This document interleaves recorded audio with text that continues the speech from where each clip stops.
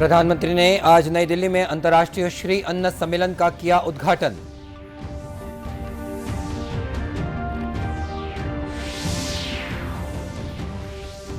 रक्षा अधिग्रहण परिषद की बैठक में 70,500 करोड़ रुपए से अधिक की रक्षा खरीद प्रक्रिया को दी गई मंजूरी।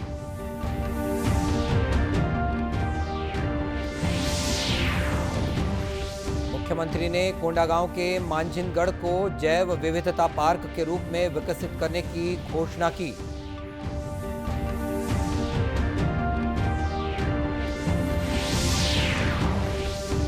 और रायपुर में आज सरोगेसी कानून और उसके प्रभावी क्रियान्वयन के लिए 1 दिवसीय कार्यशाला का हुआ आयोजन।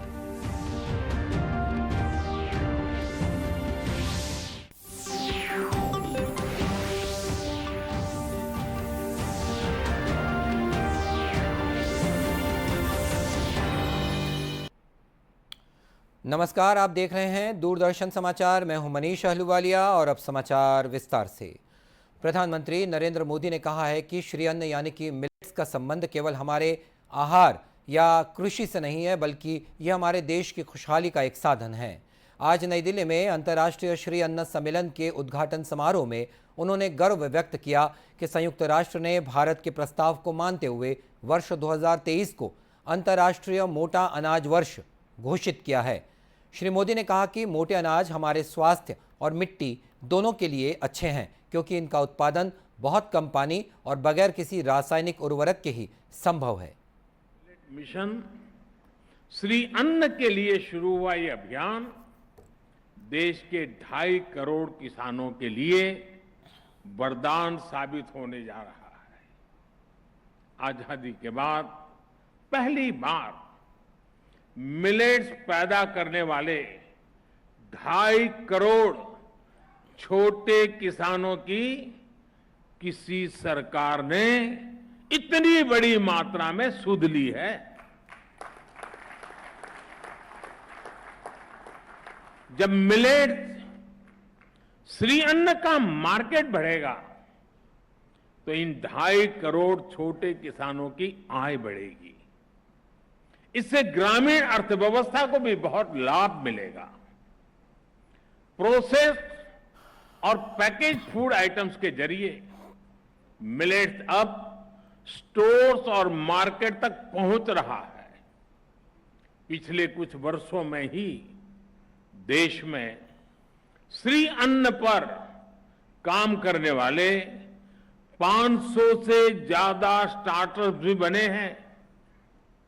बड़ी संख्या में एफपीओज इस दिशा में आगे आ रहे हैं। स्वयं सहायता समूहों के जरिए महिलाएं भी मिलेट्स के उत्पाद बना रही है।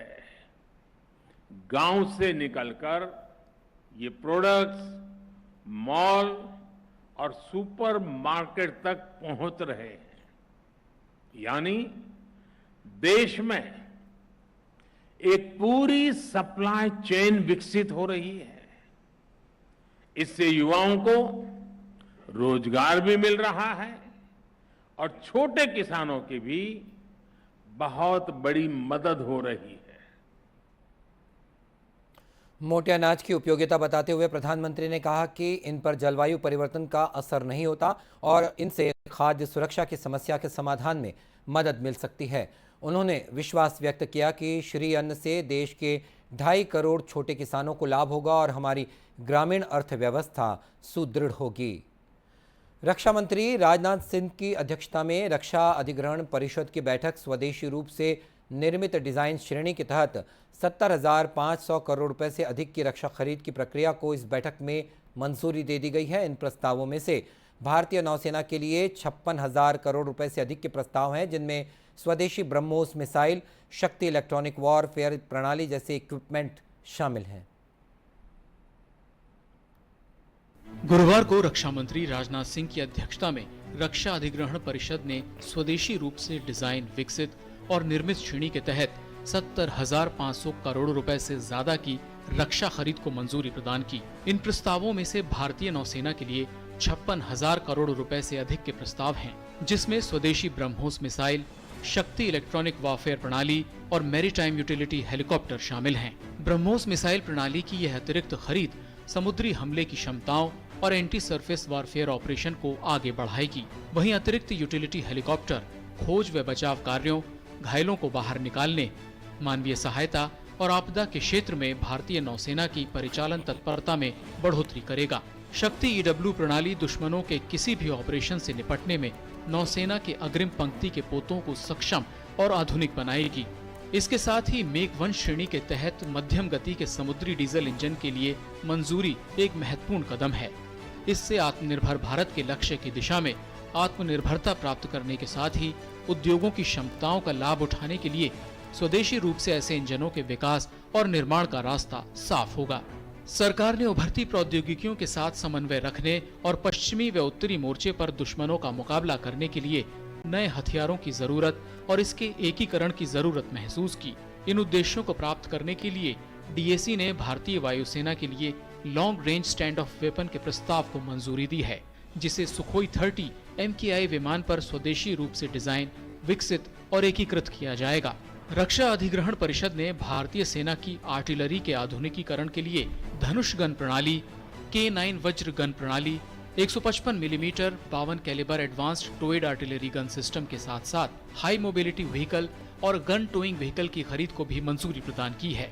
इसके साथ ही रक्षा अधिग्रहण परिषद ने भारतीय तटरक्षक बल के लिए हिंदुस्तान एरोनॉटिक्स लिमिटेड से उन्नत हल्के हेलीकॉप्टर ALH Mark 3 की खरीद को भी मंजूरी दी है। इन प्रस्तावों के साथ ही सरकार ने साल 2022-23 में पूंजीगत अधिग्रहण के लिए कुल 2.71 लाख करोड़ रुपए से अधिक के प्रस्ताव स्वीकृत किए हैं। और प्रदेश की खबरों में मुख्यमंत्री भूपेश बघेल ने कोंडागांव जिले के केसकाल विकास खंड के बांसकोट में भक्त माता कर्मा जयंती के अवसर पर जिले को 154 करोड़ 10 लाख के 145 विभिन्न विकास कार्यों का वर्चुअल माध्यम से भूमि पूजन और लोकार्पण किया। समारोह को संबोधित करते हुए मुख्यमंत्री ने मांझिनगढ़ को जैव विविधता पार्क के रूप में विकसित करने की घोषणा भी की। साथ ही उन्होंने केसकाल विधानसभा के ग्राम बांसकोट में जिला सहकारी केंद्रीय बैंक की शाखा की स्थापना और उप स्वास्थ्य केंद्र गमहरी का प्राथमिक स्वास्थ्य केंद्र के रूप में उन्नयन करने के साथ ही बांसकोट में स्वामी आत्मानंद उत्कृष्ट अंग्रेजी माध्यम स्कूल खोलने की घोषणा भी की।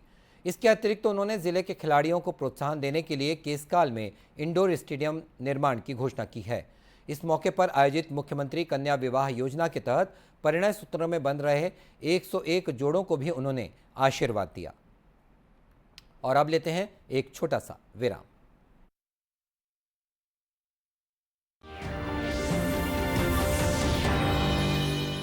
Come on boys, let's go practice. अरे रुक यार, मेरे बैंक अकाउंट में गलत एंट्री का प्रॉब्लम हो गया। अरे तो बैंक को कंप्लेन करना। बैंक को लिखे 1 महीना हो गया है, बट वो गूगली पे गूगली डाले जा तो रहे हैं। आरबीआई के लोकपाल को इन्फॉर्म करो। रुक, मैं समझाता हूँ। जैसे क्रिकेट में थर्ड अंपायर, वैसे ही आरबीआई का ओम्बुड्समैन। आरबीआई कहता है अगर बैंक आपकी कंप्लेंट को 1 महीने में नहीं सुलझाता तो आप आरबीआई के कंप्लेंट मैनेजमेंट सिस्टम पर ऑनलाइन कंप्लेंट कर सकते हैं। ये आरबीआई का आसान तरीका है आपकी कंप्लेंट सुलझाने का, और वो भी फ्री। आरबीआई कहता है जानकार बनिए, सतर्क रहिए। क्या शर्मा रहा है? दांत खाज खुजली है, सबको होती है। जालिम लोशन मुझे दादी ने दिया और बोली चर्म रोगों पर पड़े भारी। जालिम लोशन है पुराना खिलाड़ी, जो पुराना वही बेहतर है। जालिम lotion, fastest, trusted, tested, TDO से। जालिम लोशन। डिजिटल बैंकिंग का है जमाना, टाइम है बचाना। डिजिटल बैंकिंग है आसान, करो चाहे कोई भुगतान, एनी टाइम एनीवेयर, सेफ है, फास्ट है, हर पेमेंट उंगलियों पे सेट है। लेन देन के हैं ऑप्शंस कई, IMPS, NEFT, UPI भी। 24 घंटे करते ये काम, पेमेंट आसान और रहे आराम। आरबीआई कहता है जानकार बनिए, सतर्क रहिए। क्या शर्मा रहा है? दांत खाज खुजली है, सबको होती है। जालिम लोशन मुझे दादी ने दिया और बोली चर्म रोगों पर पड़े भारी। जालिम लोशन है पुराना खिलाड़ी, जो पुराना वही बेहतर है। जालिम lotion, fastest, trusted, tested, TDO से। जालिम लोशन। और अल्प विराम के बाद एक बार फिर स्वागत है आपका दूरदर्शन समाचार में। भारतीय जनता पार्टी की प्रदेश इकाई ने राज्य सरकार की दमनकारी नीतियों के खिलाफ आवाज़ उठाई है। पार्टी के प्रदेश अध्यक्ष अरुण साव ने कहा है कि प्रदेश में हर वर्ग परेशान है। बढ़ते अपराध और अन्य मामलों को लेकर जब जनता आवाज़ उठाती है तो उन्हें पुलिस और प्रशासन रोक देते हैं, चाहे शिक्षा कर्मियों की हड़ताल हो या कर्मचारी संगठनों की। राज्य सरकार अपनी असफलता छुपाने इन प्रदर्शनों को डंडे के जोर पर दबा देती है। उन्होंने कहा कि प्रधानमंत्री आवास में राज्यांश नहीं मिलने से योजना का लाभ कई लोगों तक नहीं पहुंच पा रहा है। इसे लेकर बीते दिनों जब 1 लाख से अधिक पार्टी कार्यकर्ताओं और आम लोगों ने विधानसभा के घेराव की कोशिश की तो उन पर आंसू गैस के गोले छोड़े गए और लाठियां बरसाई गई। उन्होंने कहा कि प्रदेश में अराजक और अलोकतांत्रिक माहौल है। एक जन आंदोलन था जो प्रधानमंत्री आवास योजना के हितग्राही जिनके साथ अन्याय और अत्याचार राज्य की कांग्रेस सरकार ने किया है, वो अपनी मांगों को लेकर विधानसभा का घेराव करने गए थे। शांतिपूर्वक आंदोलन था, पर जिस प्रकार से पुलिस ने कार्यवाहियां की, अश्रु बम भीड़ में फेंका, बिना चेतावनी के, बिना सूचना के भीड़ में अश्रु बम फेंके, लाठियां भांजी, वाटर कैनन छोड़ा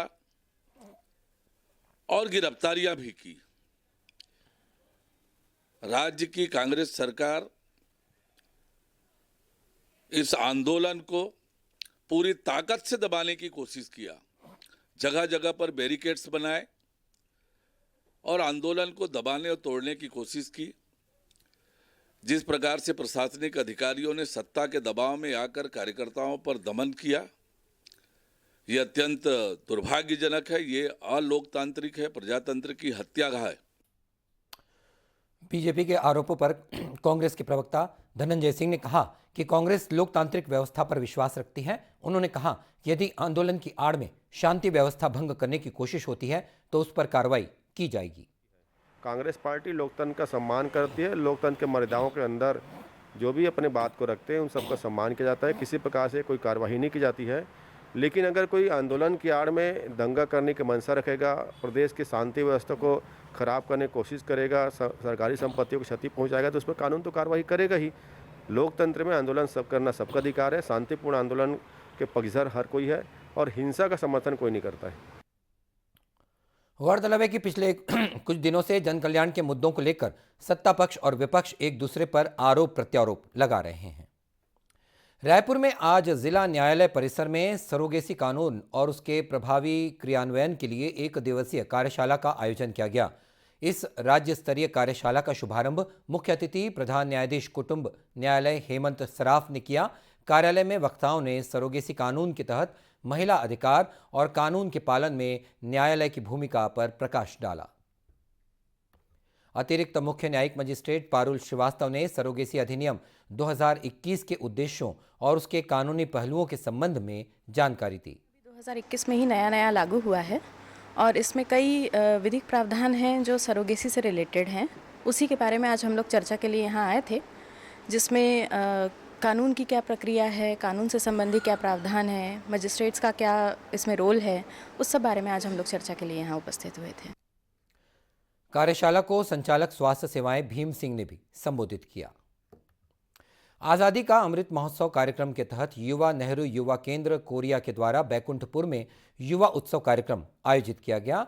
इस कार्यक्रम में बड़ी संख्या में युवाओं ने हिस्सा लिया। इन विद्यार्थियों ने भाषण, नृत्य, निबंध, कविता, चित्रकला और फोटोग्राफी सहित विभिन्न विधाओं में प्रदर्शन किया। साथ ही इस कार्यक्रम में युवाओं ने अनेक विषयों पर अपने विचार भी रखे। युवाओं ने दूरदर्शन समाचार से बातचीत में कहा कि इस तरह के आयोजन उन्हें अपनी प्रतिभा को दिखाने के लिए एक मंच प्रदान करते हैं और निबंध से लेकर हर चीज वर्ग में कर रहे हैं। युवा हर एक क्षेत्र में सबसे आगे नजर आ रहे हैं और जहां तक है कि धरातल से लेके अंतर्राष्ट्रीय तक हर एक क्षेत्र में अभी जहां पर देखेंगे कि हमारे विधानसभा में भी कुछ यूथ सामने आकर विधानसभा चुनाव भी लड़ा हुआ है और उन्होंने जीत भी हासिल की है। कार्यक्रम के अतिथि जिला पंचायत अध्यक्ष रेणुका सिंहदेव ने कहा कि युवा अपने प्रयासों से भारत को विश्व गुरु बना सकते हैं। रखें और ऐसे जगह में अपने ताकत और शक्ति का विकास उपयोग करें जहां उनकी ज़रूरत हो, जैसे समाज की कल्याण हो, मानवता की भावना हो और अपने राष्ट्र अपने देश के लिए उपयोग करें, ताकि हम आज अपने छत्तीसगढ़ को आदर्श छत्तीसगढ़ और भारत को विश्व गुरु बना सकें। यही मैं युवाओं से अपील करती हूँ। और कार्यक्रम के दौरान विभिन्न सांस्कृतिक कार्यक्रमों की प्रस्तुतियां दी गई। तो इस बुलेटिन में इतना ही। इसी के साथ ये समाचार बुलेटिन समाप्त होता है। नमस्कार।